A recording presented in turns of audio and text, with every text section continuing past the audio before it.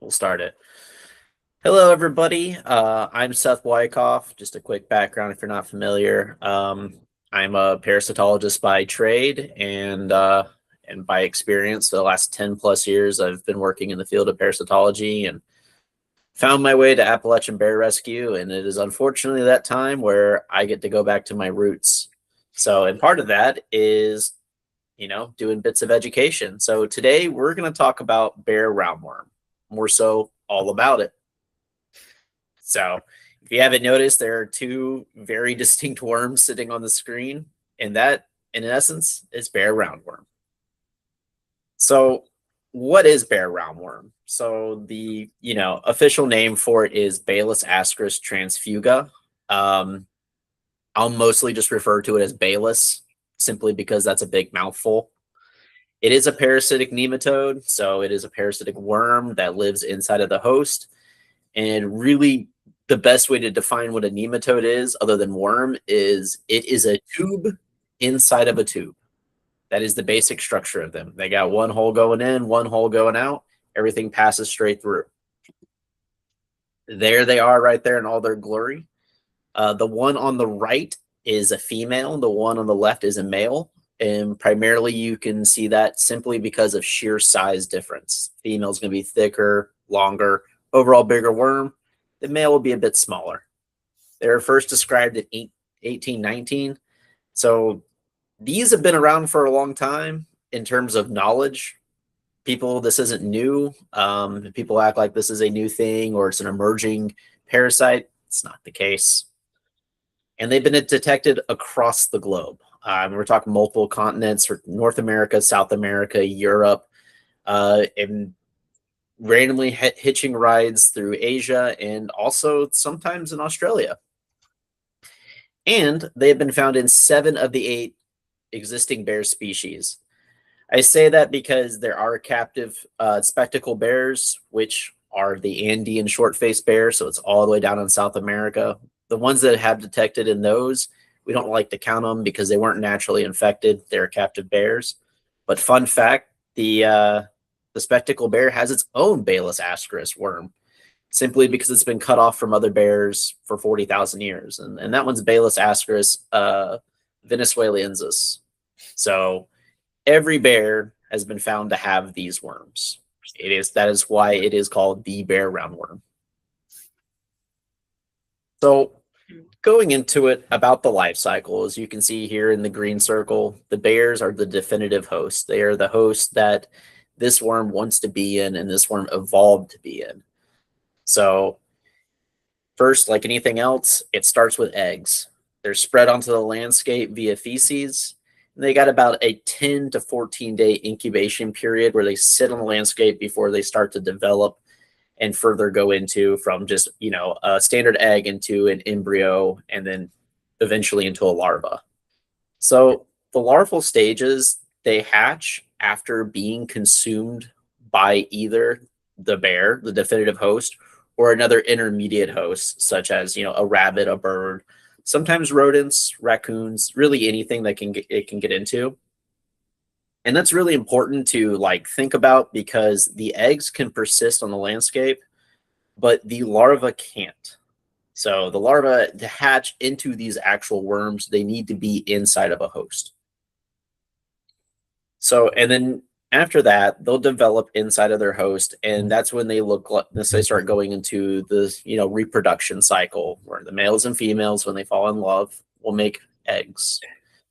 And these adult females in the GI tract can produce over 100,000 eggs a day, and that can turn into over 100,000 to 150,000 eggs per grams of feces. So they put out a lot of eggs. They're very successful at doing this because being a parasite, often it means, your chances of finding your host is very much up to chance. It's luck. It's good strategy. And the best strategy is really to put out as many as you can. Live fast, die young, make lots of babies. So what's special about roundworm and, why do we care? Well, Baylisascaris, the whole genus, is unique in the fact that they are incredibly tough to kill. They can survive almost anything, and it comes down to how their eggs are designed. So the eggs have a non-permeable hard shell, which makes them extremely resilient to outside factors and things that would normally kill other parasite species. So if you look at the picture here, the egg on the right, it hasn't yet developed, so it hasn't embryonated yet, but you can see clearly on the egg on the left, there is the larva inside of it, hasn't hatched yet, and you can see the egg wall. So almost, that shell. That shell's not going to let anything through it. So that shell can keep it from drying out, which is a problem for a lot of parasitic eggs. It can also keep out outside chemicals, and that includes bleach and alcohol. We see a lot of people that suggest bleaching the soil, which is terrible for the soil, but also it would literally do nothing to these parasites. They can remain dormant on the landscape for years. There was one study that tried to look at how long they can last on the landscape, and the eggs lasted longer than the study had funding. So it's kind of just indeterminate. It's years and years and years. And the eggs can survive freezing temperatures and basically the hottest natural weather that you can throw at it. So they can sit there dormant in great conditions, or they can sit there dormant in terrible conditions. And I'm sure you can freeze them in a -20 and pull them out, and you can probably revive them and get them to embryonate. So another thing with the eggs that makes them interesting with this is that they are coated in a sticky protein, and that keeps all those 100,000 eggs smushed together, doesn't let them dissipate and spread out. So that way there is a higher chance of reinfection when they get picked up by a host. And it does keep them on the soil surface, which is where, you would be picked up by a host. If something is scrounging around and there is egg-laden feces everywhere, well, the feces are going to be on the surface of the soil. That's where the eggs need to be if they're going to be re-ingested. So it's a great strategy for that. And then it comes down to really the only weakness for these eggs is heat. And 143 degrees Fahrenheit is the thermal death threshold for these eggs. It completely denatures them and causes them to quit developing. I mean, they die right there and they can no longer persist. So they basically get cooked at that temperature, and that's really the only treatment known to deal with these. Things like fallow periods where you just, don't use a landscape and hope it goes away. If you look at all the things they can resist, that doesn't work. They'll still be there. I mean, just imagine it as a little parasitic rock. And that's about it. If you leave a rock in the middle of a field, it's not going to go anywhere, no matter how much you ignore it. So heat treatment is really the only way to kill these eggs. Yeah, and so I was just thinking that was, that's one of the reasons that we pick up bear feces indoors, whether that's in hind shavings or if it's literally just the shovel, putting it into wheelbarrows, bringing it up to the incinerator, because we can wash the actual feces itself out through the cleanouts. Yeah, cleanouts in the indoor enclosures rooms, but that would just mean that we're washing a lot of these eggs, especially when bears first come in, out into our wild enclosures, right? And so we don't do that. Instead, we pick up, we can't obviously pick up every piece of feces, but the big pieces as much as we can with a shovel, and then we put it, into the wheelbarrow to be incinerated. And that's why, because we don't want to just continue this life cycle, because rescue doesn't, the rescue stuff that we use, the disinfectant doesn't work for it. Bleach doesn't work for it to kill it. And so that's why we, pick it up manually and then put it into an incinerator. Right. So what is the impact of these parasites on bears? And the big question is, a lot of people ask is, is it serious? Does it hurt the bear? Like, why is there so much attention being given to this one particular thing? And the answer is really yes. And well, no. it's a two-part thing, and I'm going to be honest with you. Sure, the answer could be yes, but that yes is under extreme burdens. I mean, they've got to have worms nearly out the ears, and they can fall, and there is health impacts. And the thing is that when people think of a high burden of worms, especially in humans, any burden is high. In bears, through necropsy that I've been part of, and speaking with pathologists and other parasitologists, especially at SCWDS, which is the Southeastern Cooperative Wildlife Disease Study down in Athens, Georgia, they will see bears with hundreds of bear roundworms and Bayless, and there will be no health implications. So when I say extreme burdens, we're talking about well into the thousands. It takes a lot. And that's not even a great representation of what a lot is. I mean, it would be just packed full. You wouldn't be able to see the background. That's how much it takes. So some of the things you could see as a consequence of extreme burdens would be emaciation. So these parasites do feed on the partially digested food that the bear has consumed. Like I said, it would take just a ridiculous amount of worms simply because bears eat a lot. Bears eat highly densely caloric packed food. Worms don't need that much in the way of calories. So are they eating? Yes, but it's really on the most grand scale of things. They don't take enough to even bother the bear. The bear doesn't even notice. When you're emaciated and underfed, you get slow, you get lethargic, you're low energy. You start looking at digestive issues like dysentery and stuff. Things are getting broken down properly. And then as a result of all that, you can have a compromised immune system. And that's mainly just because your body's under stress and it's hard to fight back when you're already dealing with coexisting problems. And they could be the other way around, where you have another problem and it makes you more susceptible to not being able to, keep an infection of worms in check. So that's the yes. Theoretically, yeah, it could happen. But in the no, is these aren't rare or uncommon parasites among bears. Quite frankly, it's named after the bear. It's found in almost all bears. Over 50% of the cubs sampled in the Great Smoky Mountains and the surrounding areas during Katie Reese's master's project on bear parasites, over 50% of them had this particular parasite, and that was done via fecal sampling. And fecal sampling is a great non-invasive way to sample for GI parasites, but it's also an underrepresentative way of detecting.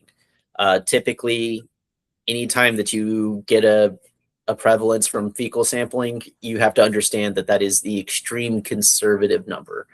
And there were plenty that may have said negative on a fecal sample that were indeed positive, simply because you're not going through the entire GI tract of a bear to look for worms.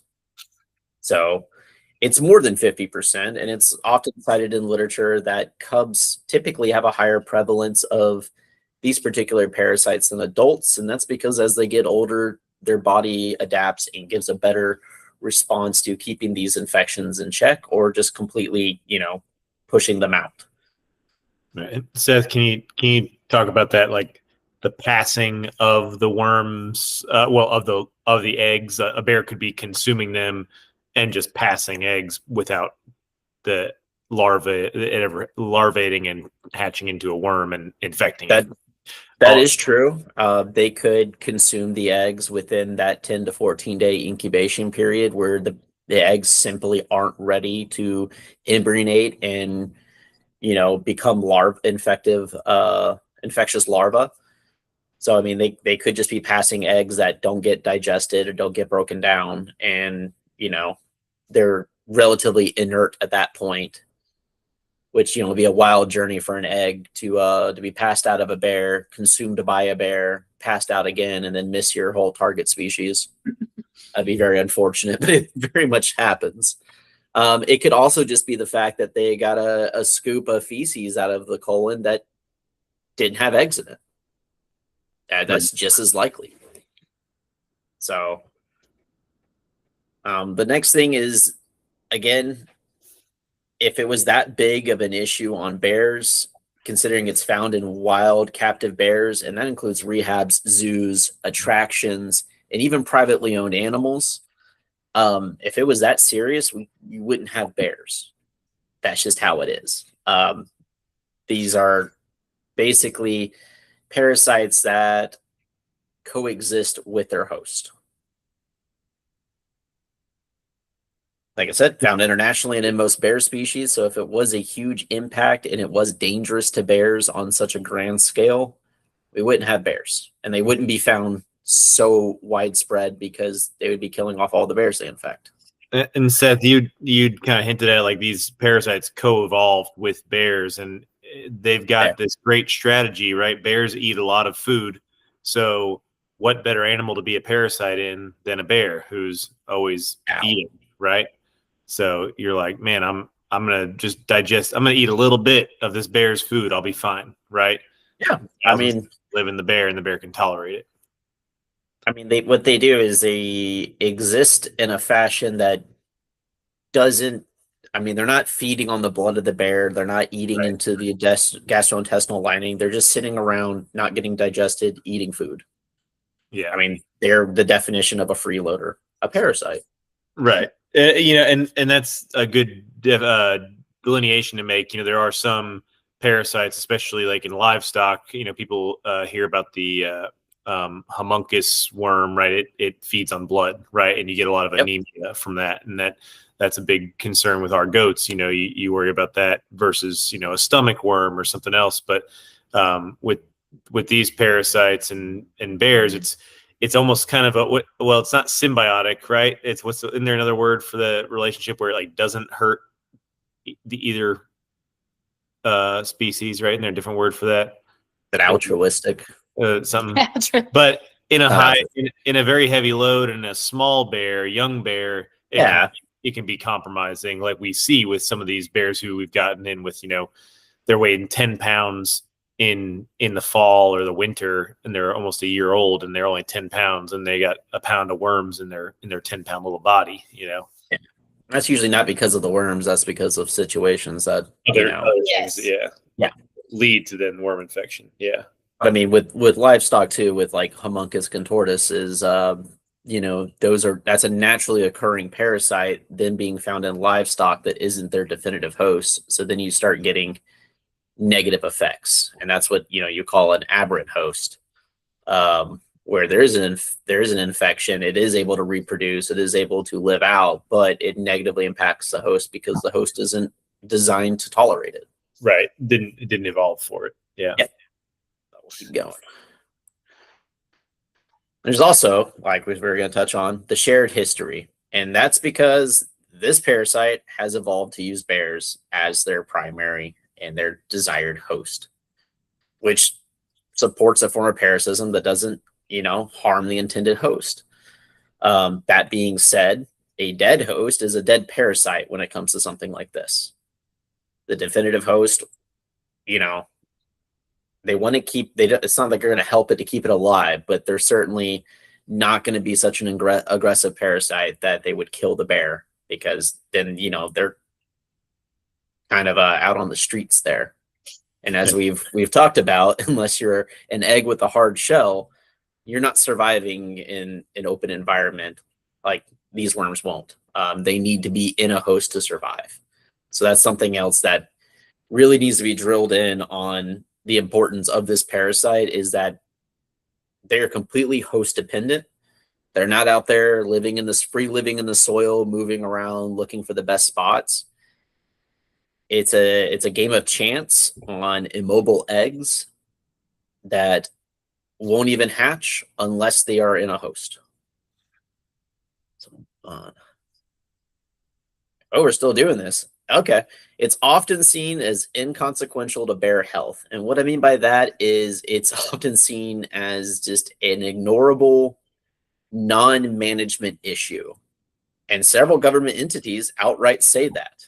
And they say that it's not a parasitic concern. They do not cause any clinical disease. And that's, definitely vocalized by the Department of Natural Resources in Michigan, and also up in Canada, the Alberta Fish and Wildlife Division. And these regions have a prevalence. So, 89 to I think 90% of their black bears. And again, this is, through necropsies, through fecals, and through deworming efforts in some captive situations, say like, a bear rehab, they're seeing 89-90% of their bears have these worms, and there's no impact on the bear's health at a population level or even at an individual level. And Seth, one of the reasons why these state entities would put out this information is because hunters who might harvest a bear might, cut it open and see all these worms, right, and think it's unsafe to consume the bear, because there are other parasites that people should be concerned about consuming if an animal's infected with them, right?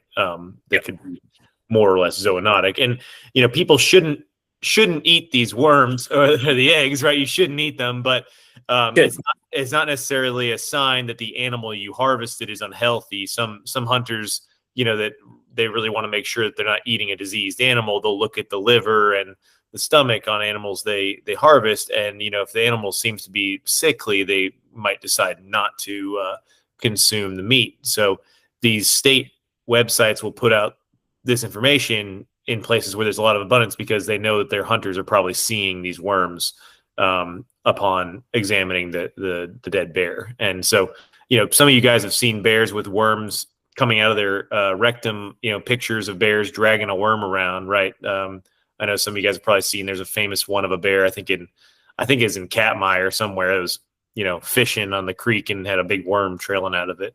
But all those are considered, harmless in those situations, even though it's kind of gross. Oh yeah. Well, I mean, those are usually tapeworms, which you definitely don't want to consume because Really long you get tapeworms. And most wildlife agencies, if you look under their wildlife disease warnings and stuff like that, they don't even touch on it because it's not considered an issue to animal health. What they do warn about is, there are plenty of other wildlife disease and parasites out there that you do need to worry about. Bears have trichinella, and that can be pretty dangerous. So they don't waste their time on what is considered a parasite of non-concern. I believe Alberta explicitly says not a management concern. So there is also that. And outside of overwhelming burdens, Baylis transfuga does not pose a significant risk to bear health. That is a direct quote from a researcher that I went to grad school with at SCWDS, who is now a parasitologist at the CDC. And she worked directly with plenty of Baylis species, mostly Baylisascaris procyanus, the raccoon roundworm, and Baylisascaris transfuga. And it is a notion that's been just reiterated by parasitologists that have actually researched and studied this particular parasite. It is just something you find, much like raccoon roundworm, same kind of thing. You can find a raccoon with 500 worms, and it will look from the outside like a perfectly healthy animal. And for the most part, it is. It just has to eat a little bit more because it's got a family of 500 to feed. So one thing that people also talk about is, how does it affect people? And there's a lot of concern and hype around it. How, is it zoonotic? So can you transfer it from animals to humans?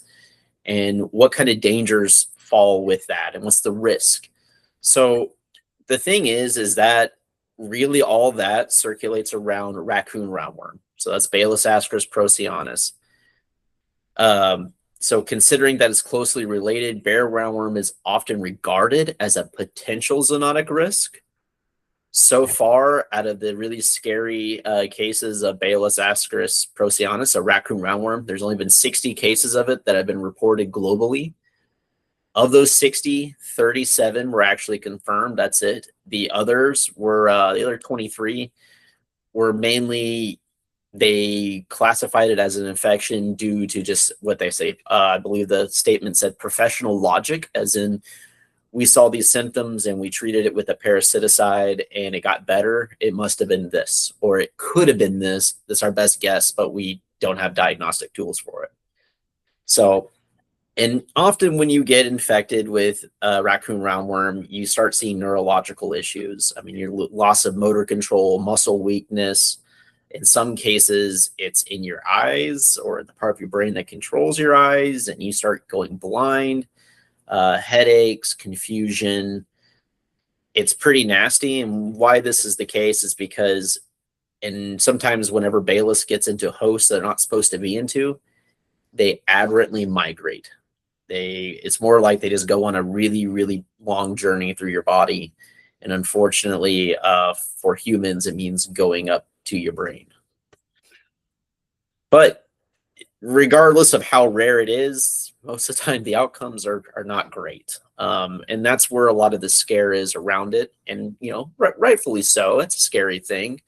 And the outcomes aren't super awesome. So of those 60 cases, 71% suffered permanent damage, whether it be neurological or ocular. And by that, I mean, if they had vision issues as a symptom, those typically stayed. So a lot of people who experienced ocular issues, like going blind, it didn't resolve once they were treated. About 19% died, and only 10% fully recovered. And so it does sound very scary.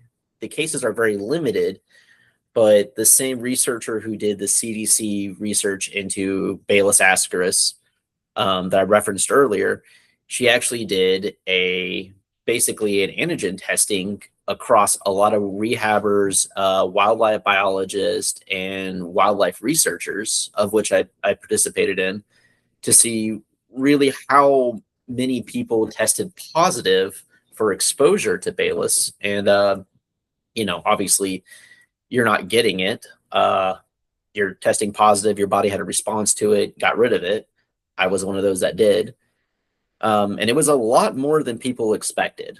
And typically it's because unless you kind of set your hands on fire and you accidentally touched raccoon poop, you might be inoculating yourself with it. So it seems like the actual infection rates are super low. It's just the consequences of actually getting infected aren't worth the risk. So with that, that's why there's a lot of concern with Bear Roundworm, that, you know, there's a concern and the possible risk that it could act the same way. That being said, we're talking about raccoon roundworm, but what about bear roundworm in people? There's never been a case. Not to say that anybody at ABR wants to be the first case. We take a lot of steps to make sure that's not the case. You know, a lot of gloves, a lot of PPE, a lot of safety regulations around getting rid of as much as we possibly can in the cleanest way we can. But no one wants to take the chance that you're going to have a larva hatch in your stomach and then migrate to your brain. They have tried this in laboratory settings. The only success they had was in gerbils, which are, you know, pretty far and away from humans. Typically, you progress something a little closer, like mice, and they were unsuccessful in even getting those infected. So when people think that, they're like, oh, are they just feeding them eggs? Kind of. Back when I worked in corporate parasitology, I did this exact kind of work.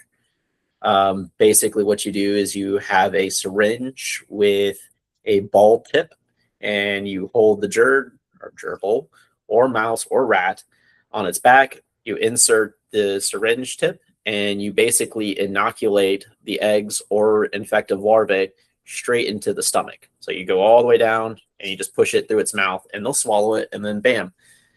It's a direct inoculation method, so it's nothing up the chance. So the fact that they couldn't infect these mice in this controlled setting makes it very unlikely that, you know, this is something that is crazy infective and can jump super far away from what their definitive host is. Not to say they can't, and some stuff they can. It's just apparently a lot harder, and it's more of a like I said, a game of chance. Unless you're a bear, and then if you eat them and they're ready, you're gonna get infected. So, say we do see them, what can you do about it? Well, just like really any helminth, or nematode or GI worm, we've got a lot of medications we can throw at it. And let me tell you, we do. We cover our bases. So one that we like to use is praziquantel. Another is fenbendazole. And then the very infamous but effective for worms is ivermectin. So each bear that comes in undergoes treatment with praziquantel and fenbendazole. That is our standard round of care, and that will knock out anything in the GI tract.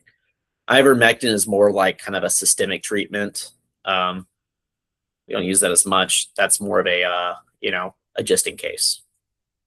But very effective, and these are the same things that this is all under veterinary discretion and recommendations, and it is under recommendation. Of course, our policy is to follow the vets, and that is to do the full course of both the praziquantel and the fenbendazole to make sure that there's nothing in the stomach that is going to survive and perpetuate infections in the bears.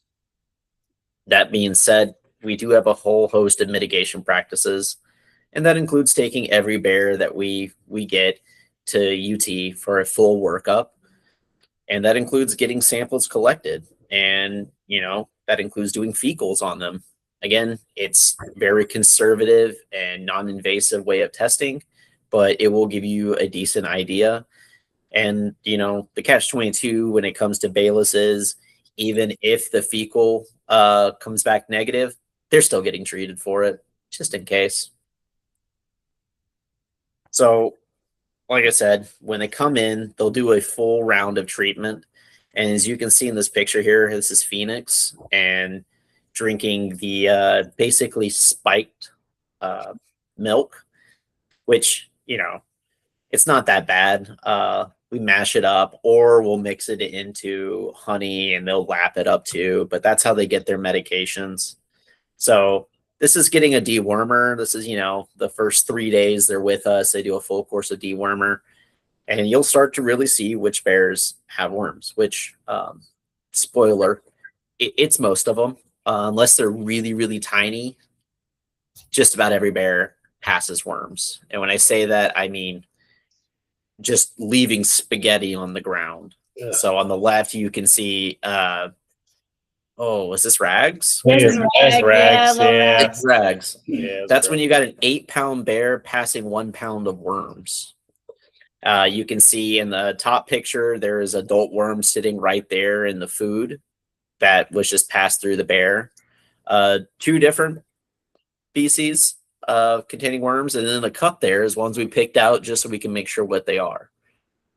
Again, this bear was abandoned. That's why he's skinny, not because he has worms. Although, it's going to be a lot easier for him to put on weight without the worms. Actually, Seth, his mom was hit by a car. But she was. Phoenix was the one we didn't know, Yeah. but he was pretty skinny. He's scrawny too. But yeah, Scruffy and Rag's mom was hit by a car, and she was actually in very poor shape.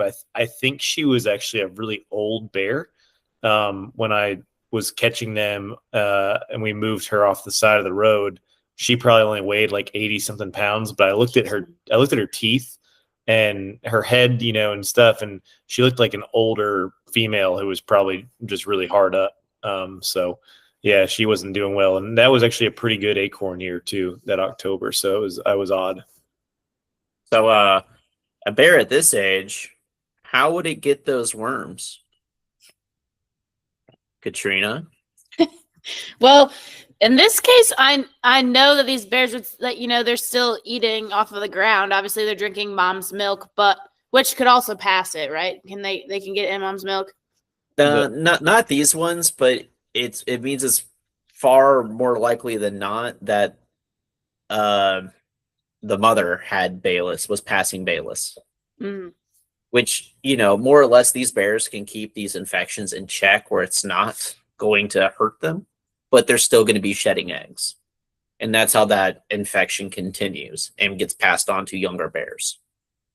Yeah. Because for the most part, bears aren't just, walking behind each other trying to eat poop, but they're walking through, they get it on their paws, it's near food, they're licking, they're cleaning, they're even just sniffing it a little too hard and nosing it out of the way and lick their nose later. It's a great way to get infected. So it means you had to pick it up from an adult bear. And if an adult bear has an infection of worms, it survived that long with those worms. Which is that's exactly why we well, not exactly. That's one of the reasons we deworm is if a bear is really emaciated, then it's going to be harder for it to fight those worms, that worm load off, right? And so that's why. Yeah, sure. And we wanted to get every single calorie it can. Yeah, we want to help. Yeah, exactly. So we're not the Appalachian Worm Rescue. Despite me telling them that I really wanted to be the Appalachian Worm Rescue. I do love my parasites. Not enough to infect the bears, but I like sentient spaghetti. It's neat. So what else we do? We do a lot of cleaning. When we have bears, I do a lot of cleaning. It's great. So like Katrina said earlier, we do use medical grade disinfectants, which takes care of just about everything but Bayless. A new thing we're doing is also rotating our bears between outdoor enclosures, basically pushing them to one side of one big enclosure and closing it off. So every 2 weeks we can come in, we can clean it top to bottom. We can heat treat parts of it if we need to. Bears do have a favorite place to poop. It's often in the woods. We can clean out the pools. We can remove all the feces, and we can do it on a regular, very consistent interval. And so the design behind the 2 weeks was a great idea put forth by Greg. Was it takes 2 weeks for these worms to actually become viable in terms of being picked up and being infectious. So if we clean it within that time frame, very small chance that they're even going to get the chance to infect a bear. Yeah, and Seth, we kind of touched on this earlier.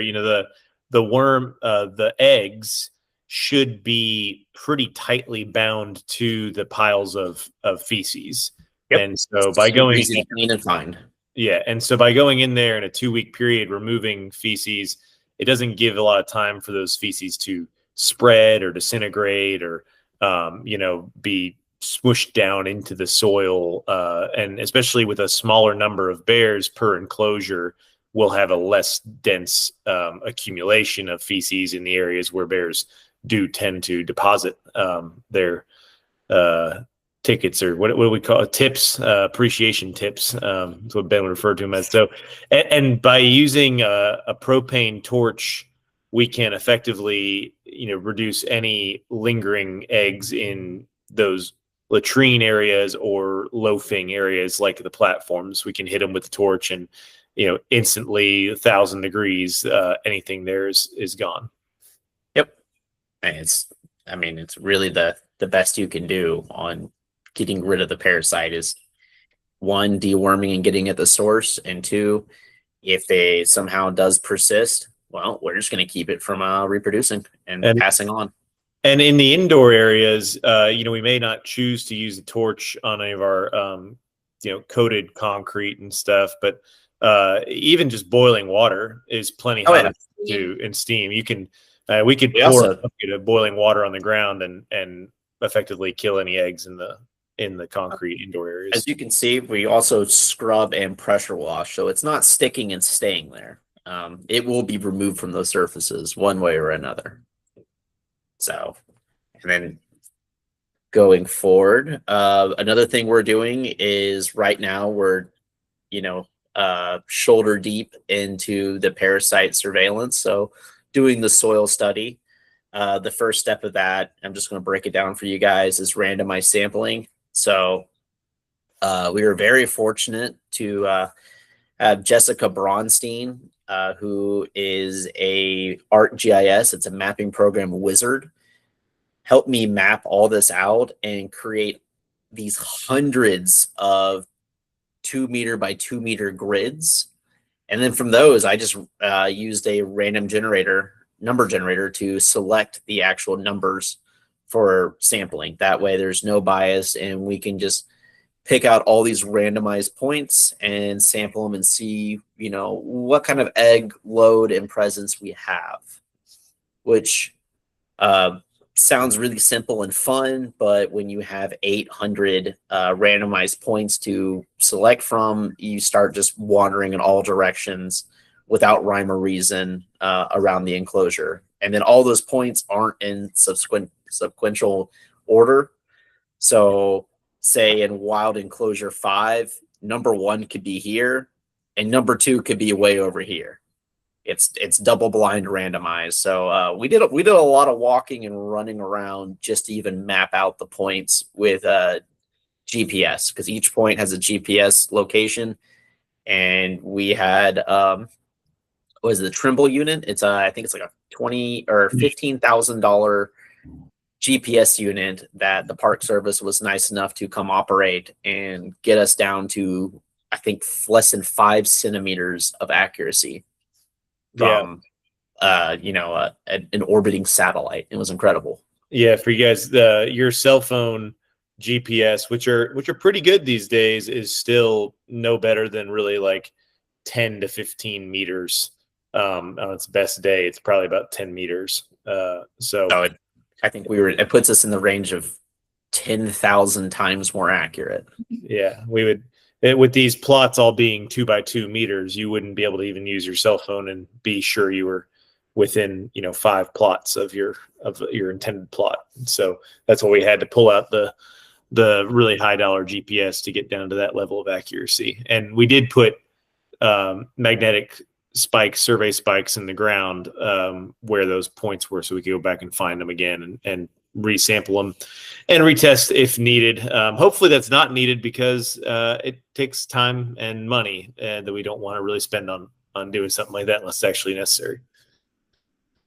So the next step in that is soil processing at UTCVM. So you see in the far left picture, that is your 1 gallon bag of collected soil. It's approximately, depending on how saturated and what it is, it's usually clay. So usually about 6 to 7 pounds of clay I have to filter through a very thin double layered cheesecloth. And each one I have to sit there and run the hose over it. You can't just push it through hard, because you'll get a bunch of extra stuff you don't want. And it takes hours and hours to do. And the thing is I go through all of that soil, that 5-gallon bucket, and it's all to get in this middle picture, those little tiny bottles worth. So I get these little bottles worth of super concentrated soil soup that looks like hot chocolate. It does not taste like hot chocolate. And I have to remind myself that every day when I do this. There was one day where I spilt some of it and someone said it looked like the chocolate river in Willy Wonka. And then I extra wanted to taste it, and I remembered I shouldn't. And so the next thing I have to do after I get that done is we have a wonderful centrifuge at UT. And I got to spin these down so I can concentrate the sediment on the bottom, pour off all the excess water, break it up, and then combine the bottles as far as I possibly can so I can get the most concentrated sample possible. And then from there, I use a chemical that makes everything at a certain weight float and separate from the soil. And that's where you would find your parasite eggs amongst that. So it's more like changing the buoyancy of the liquid to get the parasites to float to the top. And so once we do that, we can get them on a slide. And that's where we have the UT researchers. They're the ones examining the slides. So using the microscope, they can go through, they can identify whatever parasite they are seeing in that soil sample and look for things in particular that are relevant to bears. In this case, it's more or less going to be Baylisascaris transfuga. And so far, I mean, things are looking looking great. When they're looking at it, they're, as you can see here with this is Lindsay on the right, Lindsay Rice.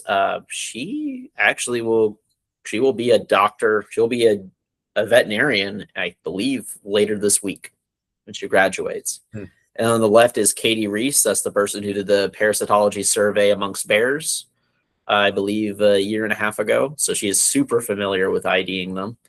And these two will sit down and they go through all of our slides, and they're the ones recording and finding out exactly what's in there. So, and anything they do find that is that's of interest or they're unsure of, they escalate it up the chain. And that way we have a definitive answer. So that's the last step, is going through the actual microscope slides. It's crazy that you can take a giant bag of soil and get it down to a droplet of soil of water about that big to see what's in it. Very cool service and process. It just honestly takes a lot of time. I mean, from start to finish, it's almost, you can do a few at a time at the same time, except for reading slides. Those are one at a time. But it takes about 18 hours. And so when you have a couple hundred samples to go through, it gets really tedious and really long, really fast. So finally, like I touched on earlier, the only thing that stops Baylis is heat. I'm there on the left, pretending to start the fire. I was too scared to actually do it. Got a bad experience with fire, so did it from a distance. I thought I looked neat. And then you can see on the right here, this is what it actually looks like when we burn the enclosures. And that's Greg there. Greg maintains the fire line, directs it. He controls the flow. And as you've noticed, that fire is not running across and burning super fast. It's a very slow, hot flame that bakes everything. Greg, how hot does fire burn? Well, as in my research, I found that the coolest flame you can produce is about 400 to 450 degrees. So, and Seth, what is the temperature that Baylisascaris eggs get denatured? 143 degrees. Okay, so you're about 300 degrees over what you need to kill. So the fun part about this is, you guys can see, is that we don't just burn the leafy greens in the enclosure. What we'll do is we take an unreal amount of pine straw and we layer it about 5 inches deep across. Probably 3 inches deep. It depends on where you are. There were some spots that were deeper. It got a little scary how much fuel was there. But yeah. 2 to 3 was safer than 5. 2 to 3 is safer. I prefer 5. But it burns slow. It burns very hot. And we're doing that because we want to get the maximum amount of heat on the soil surface for the longest amount of time possible. So that includes, 1, burning this in sections. 2, we burn it downhill so the flame just can't run. And then also maintaining this slow moving line. So like I said, we needed 143 degrees on the soil surface where all the eggs are to kill them. Well, what we found is that we were hitting temperatures well over 200 to 250 degrees, 2 to 3 inches below the soil surface. So really anything where these Baylis eggs could be are getting cooked to death. And that's one of the great parts about this, is that you have a minimum of 400-degree flame slowly rolling over the surface. And that's where the eggs are going to be found. The eggs are going to be stuck to the surface, not percolating into the soil, and that's due to that protein covering we talked about earlier that holds all the eggs together. There was a study in Texas where for 2 years they monitored on different soil types how far the eggs of Baylisascaris would percolate through the soil, being exposed to weather that includes rain, sunlight, everything. And they did it across, a different mixture of soil contents, the most dense being clay, which is almost entirely, if you've gone on these tours, what the the landscape is inside these enclosures. It's packed clay, and that's the densest one. The loosest one was sand, and very loose, put together sand.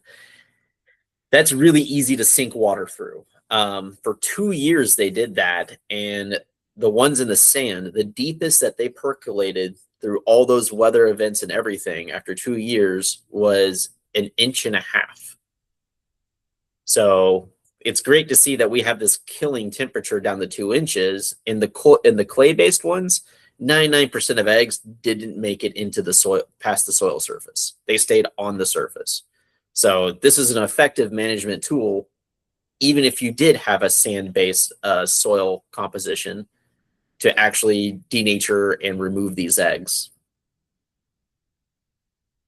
So to further go with that, we went ahead and we replaced all the climbing structures. I'm sure everybody saw that and followed that through last spring, where we were in winter when we dug out and removed every single pole, took it off of every tree, dismantled everything, dug every pole hole by hand, lowered the giant poles in there, and then built everything from the ground up, which was a labor of love. It was a lot of fun. We got really good at it towards the end.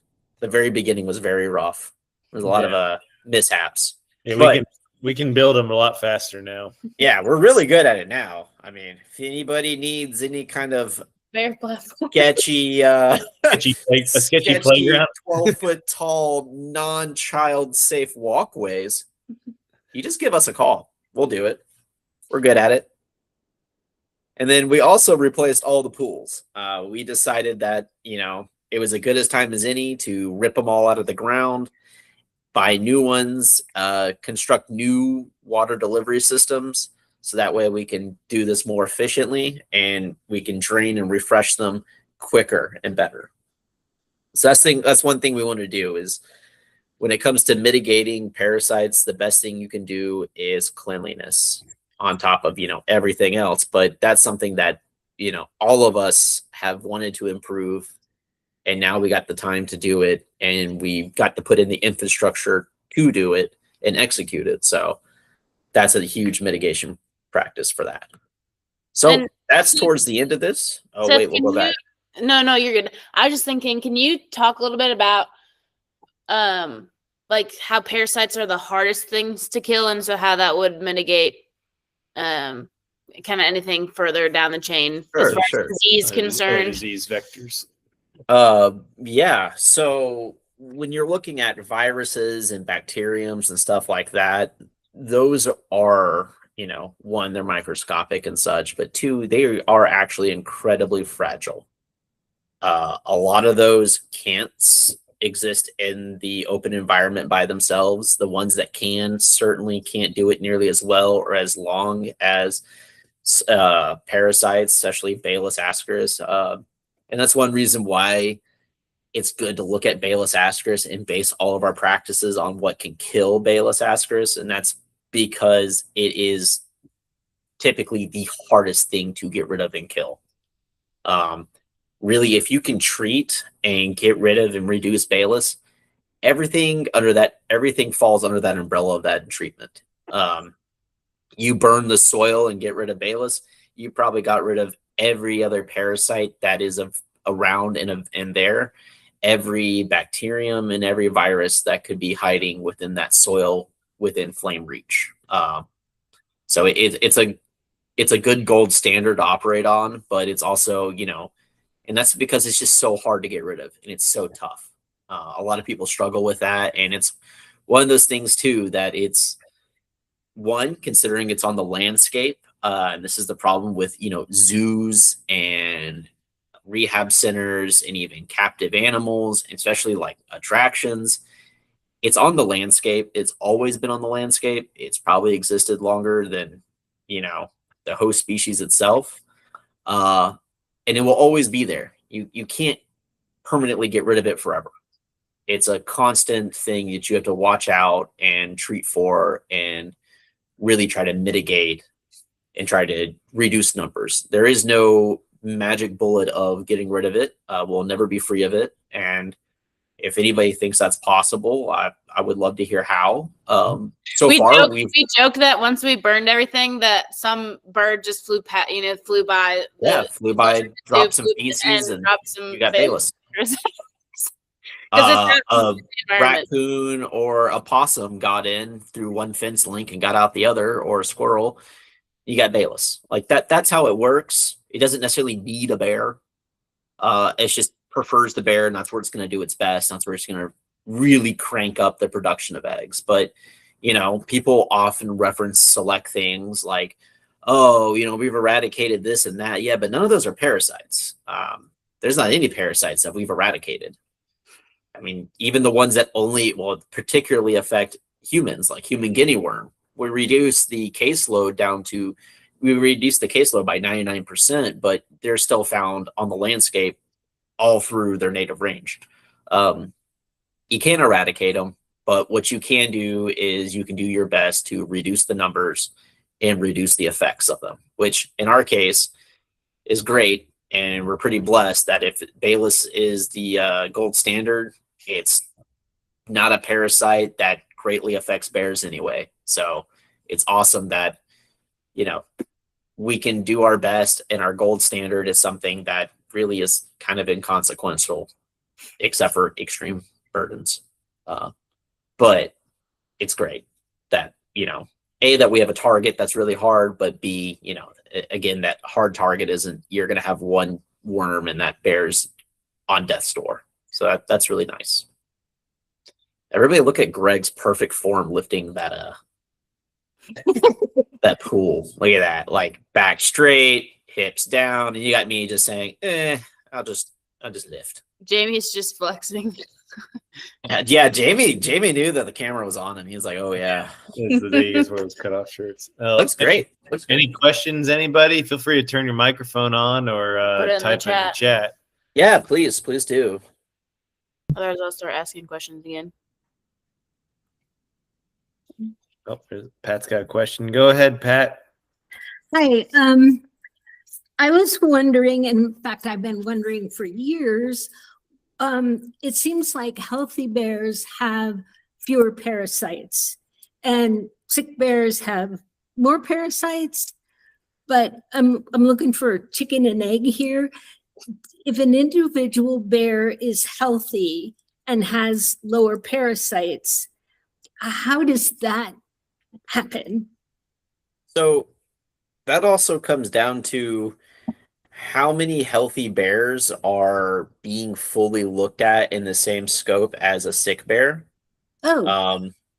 So you're not there's a lot of sick bears out there that pass and get necropsied and they say, oh, it had all these parasites. But the issue is that actually the cause for that bear being sick?